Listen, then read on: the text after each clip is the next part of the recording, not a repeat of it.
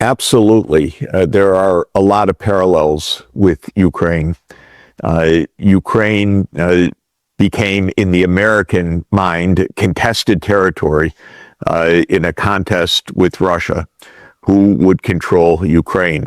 It's a strange question. The answer in the case of Ukraine should have been that Ukraine would be left neutral as its original constitution and as its government 15 years ago wanted. But for the U.S., neutrality was not good enough. So the U.S. Participated in a coup in 2014 that brought in a pro-NATO government. And there's been a contest that turned into, of course, a devastating war over the future of Ukraine. Taiwan, of course, has many completely different historical roots, but there is a kind of contest underway. And of course, as in the case of Ukraine, it also involves very active Taiwanese politics.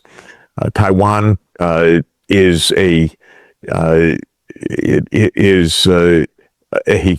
place of complexity in Chinese history.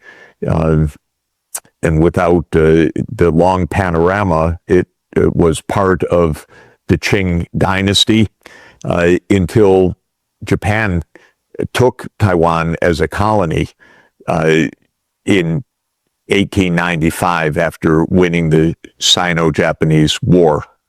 And Japan ruled Taiwan as a colony from 1895 to 1945. At that time, when Japan was defeated in World War II, Taiwan returned to China, to what was then the Republic of China, under the rule of Chiang Kai-shek. But a civil war broke out in China soon after that between the communist-led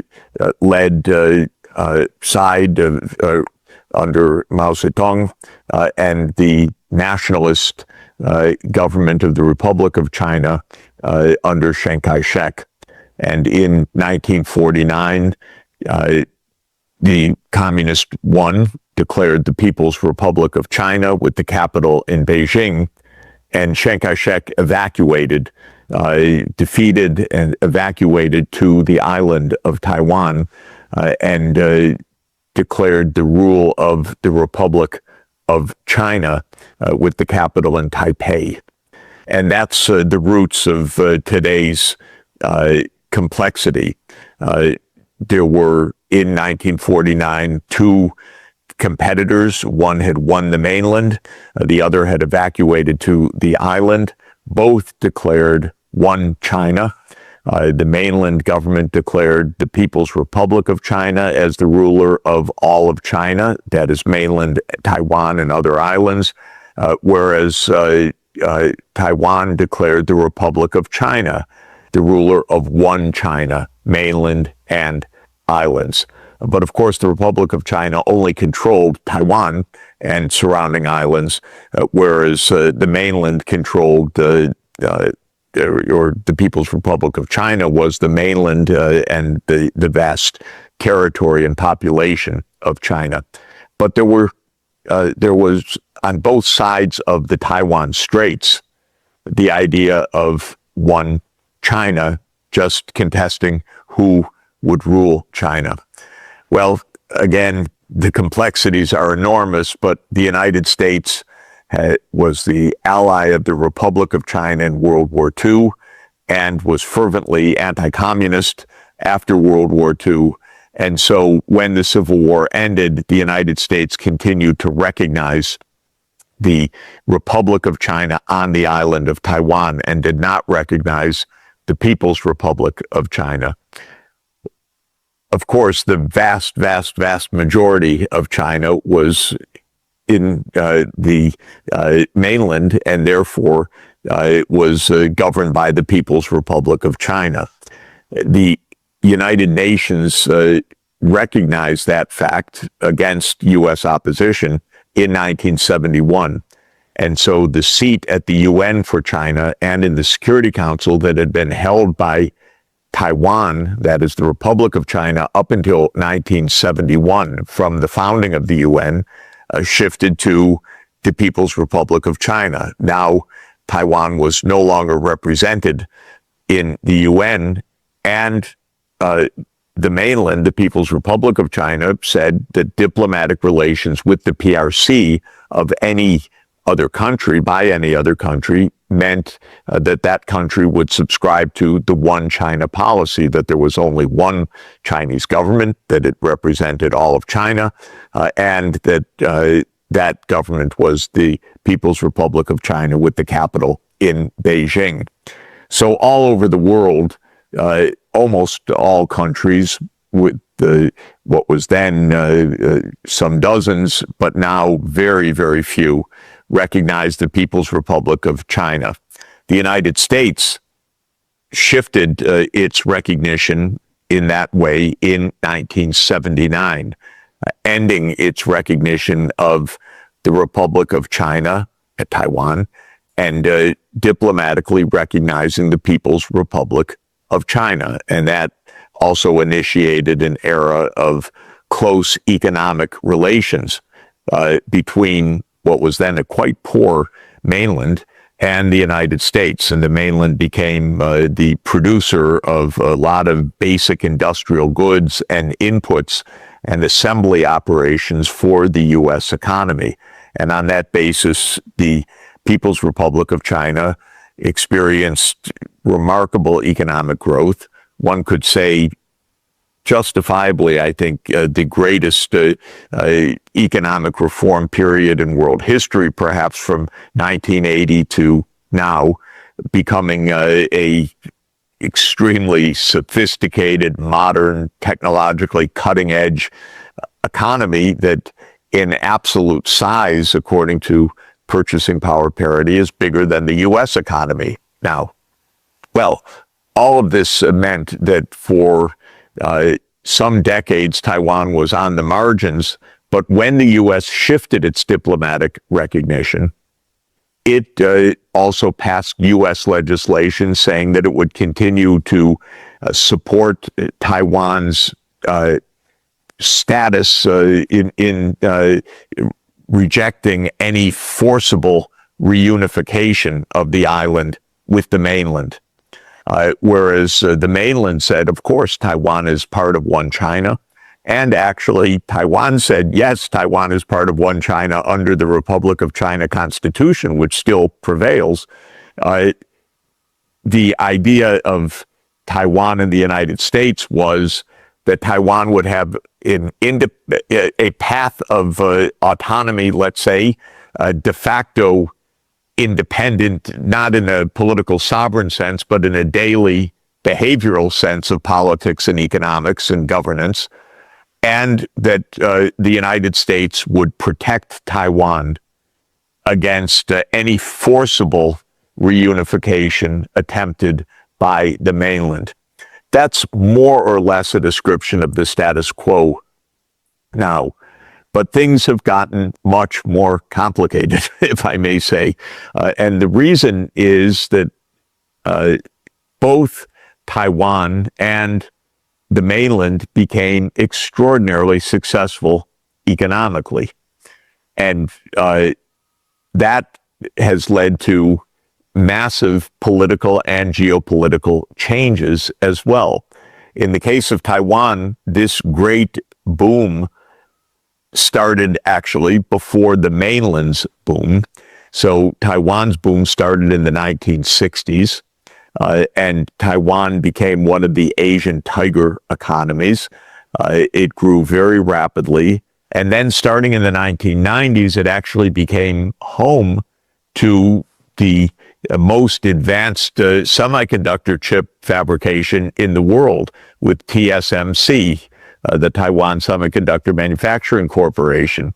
And this company produces about 90% or more of the most advanced chips in the whole world. So Taiwan achieved a spectacular economic success. And in that context, Chiang Kai-shek, the original ruler, died in 1975. Soon after, his son became the second ruler of what was then an authoritarian government. But starting in the 1980s, it began to liberalize and to democratize. And in the 1990s, went to an electoral democratic system. And in 1996, elected its first freely elected democratic president. So the political path of Taiwan became a democracy. At the same time, starting roughly 15 years after Taiwan's takeoff, maybe 20, but roughly 15 years, China began its rapid ascent. And China experienced this incredible economic growth for 40 years, roughly 10% per year. And in the case of China, that provoked a geopolitical reaction from the United States. The geopolitical reaction was that the U.S. political class came to view China first as a concern, then as a threat, and now, though the term isn't maybe always used, de facto as an enemy. This is, in my opinion, a terrible misconception. It's a kind of paranoia or an attempt by the United States to maintain a hegemony that it doesn't have. I believe the U.S. has delusions of power. I'm talking about the U.S. political class. They don't understand we're in a multipolar world. They want to be in a U.S.-only led world. China is an affront to that. So starting roughly a decade ago, the U.S. turned to quite hostile policies vis-a-vis China. And you mentioned the trade war as one of those instruments, but it goes well beyond the trade war.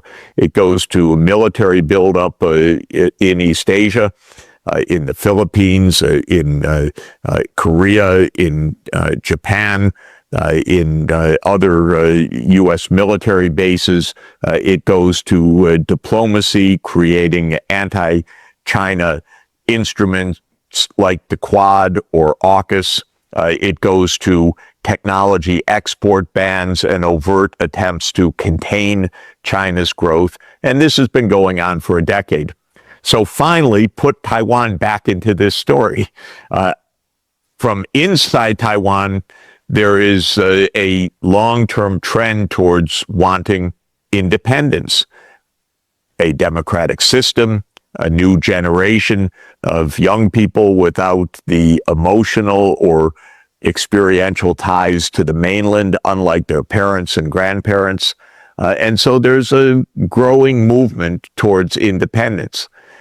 On the mainland side, there's a growing movement with political and military and financial power to saying, no way, we are now reunified. Believe it, because China is so strong. And on the United States side, there is, on the one part, angst about China's strength. There is a pretty broad-based attempt to weaken China in any way, and for mischievous, I think, dangerous American politicians, they see Taiwan as something to play with in a way against China, in the same way that many in the U.S. saw Ukraine as something to provoke Russia. The U.S. support for Ukraine's NATO membership was mostly about the U.S. and to weaken Russia, not about Ukraine itself, which ended up losing badly in this proxy war between the U.S. and Russia. So Taiwan is now part of a contest between China and the United States. And China says, don't you dare intervene in our internal policy. There is one China. We have said it from the beginning. Footnote, so has the Republic of China in Taipei said it from 1949. There is one China. Don't you, the United States, come into the middle of this. The U.S., by contrast, says, we're there from the beginning. And we have the right and the duty and the determination to protect Taiwan against any kind of military incursion or forced reunification from the mainland. Don't you dare think about using force. And while we have technically a strategic ambiguity as to whether we would militarily support Taiwan, in fact, President Biden said on repeated occasions, yes, we would defend Taiwan. And so this is indeed a very hot situation and a very dangerous situation. Three actors, China, capital in Beijing of the People's Republic of China, that says there is one China and nobody should think differently. And reunification is a historic must. It's going to happen. And if it has to happen by force, that's not ruled out. Taiwan politically is divided into many different groups. Those who say prudently maintain the status quo, those who say we should aim for reunification, those who say we should aim for independence. So the politics in Taiwan is very lively indeed. And the United States is saying we reserve the right to defend Taiwan. We reserve the right to arm Taiwan over PRC objections. We reserve the right to visit Taiwan, to have meetings with politicians. It's very fraught, and it reminds me a lot of Ukraine. And a misstep by any of the actors could lead to a devastating conflict. Yeah, I think it's a good point that almost the entire world recognizes, though, that there is one China, because I often see journalists write something along the lines that China thinks that Taiwan is part of China, but this is in almost entire international system. Indeed, peace between these two great powers, the United States and China, is built on this one China policy. And but the one China policy from the 70s, though, it suggested the U.S. would limit itself to cultural and economic cooperation with the island. But it seems that the problem also, which I guess links a bit to the Ukraine problem, has always been this incrementalism, that there's these small steps, because we see in the small steps we see more U.S. presence and cooperation with Taiwan, a little bit more high-level political ties with Taiwan, some more demands for political representation in international institutions for Taiwan, and this incrementalism seems to be part of the concerns of China. Why doesn't want to give an inch in any negotiation? Because if it gives an inch, then it will have to wait for the next step for a little bit more and a little bit more. But do you see this as the provocations happening now, or from the American side, or is this? How does Washington see it? Do they actually imagine or want to have a war? Because I don't see any good outcome for anyone. Or is this a deliberate provocation then, or do they seek for the Chinese to stand down? Or, in other words, would this be an accidental path towards war? I think we should also just spend one more moment on the history of Taiwan to understand the situation precisely. Taiwan, for hundreds of years, was part of the Qing dynasty. And this goes back to the 17th century for a brief period of time, roughly the same 4 decades as where I live, Manhattan, New York. It was part of a Dutch empire, but then it reverted to Chinese rule, first of a renegade Ming warlord, and then of the Qing dynasty at the end of the 17th century. And for about 300 years, no doubt, it was part of the Qing dynasty, not a contested issue. It was Japan that wrested Taiwan away from the mainland by the Sino-Japanese War of 1894-95.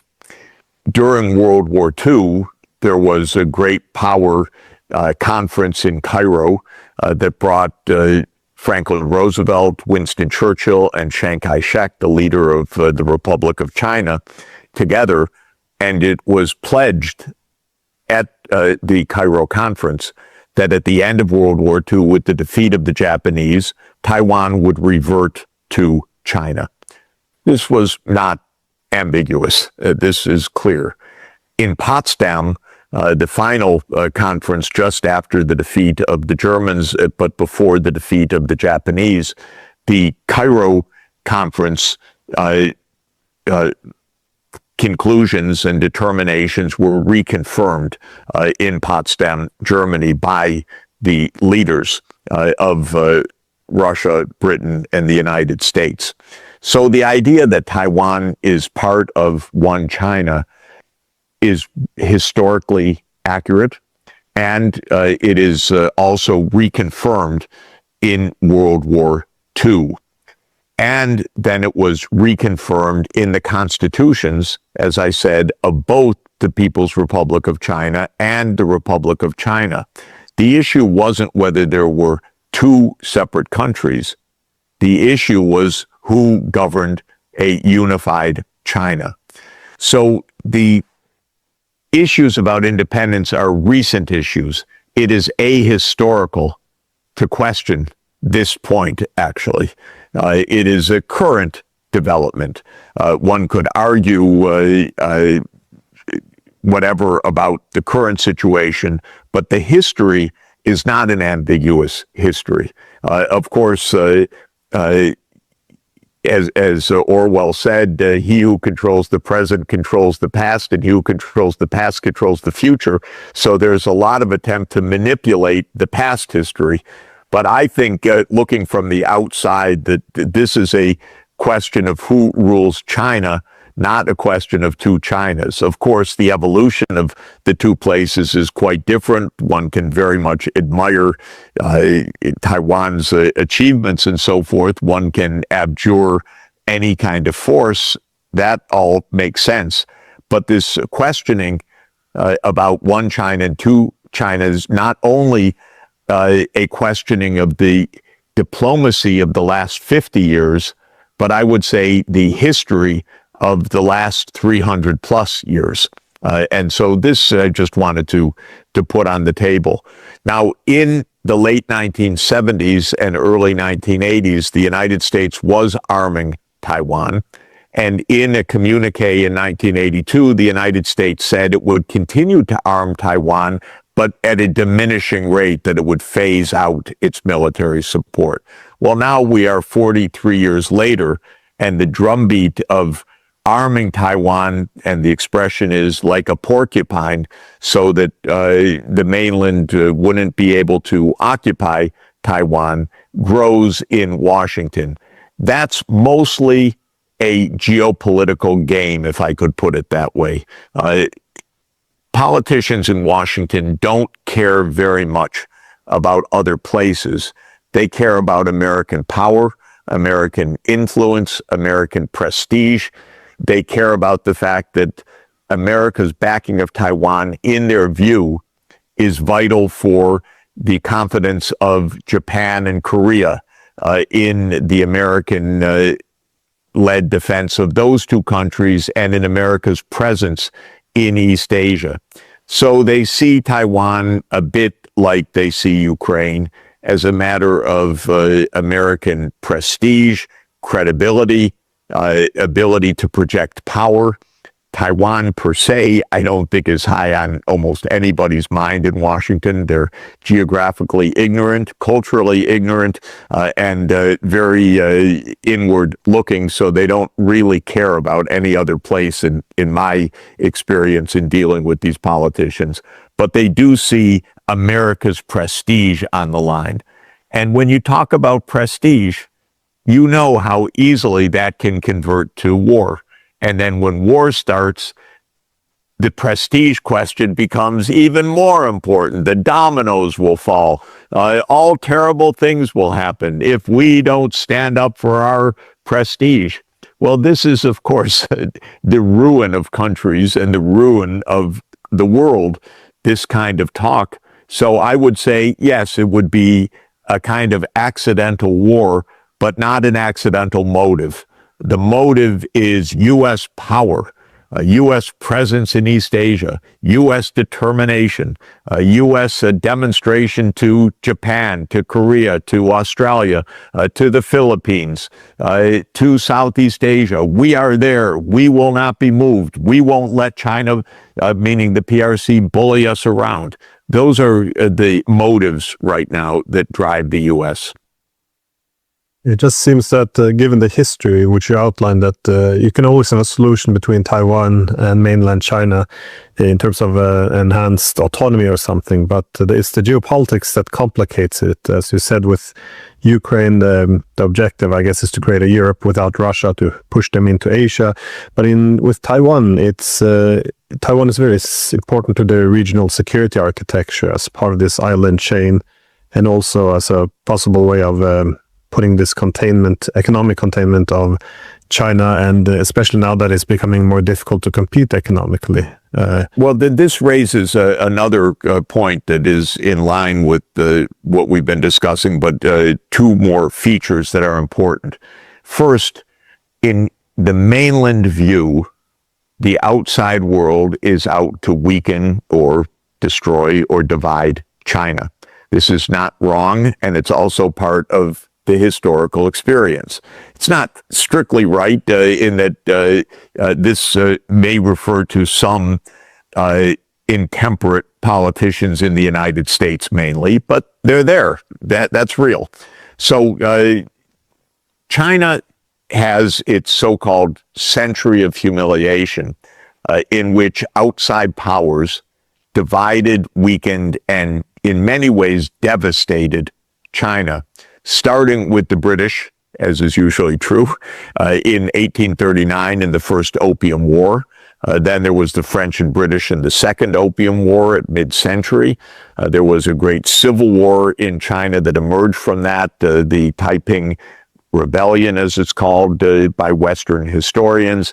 But that was perhaps the largest civil war in world history, with tens of millions of deaths. Then there was the incursions at the end of the century, the most dire of which was the Japanese invasion of China in 1894-95, in which both Taiwan was lost and Korea was on the first step to becoming a colony, which happened in 1910. Then, of course, Japan invaded China in 1931. And devastated China in war until 1945, with tens of millions of people, or estimated between 10 and 20 million people dead in World War II as a result of the Japanese war.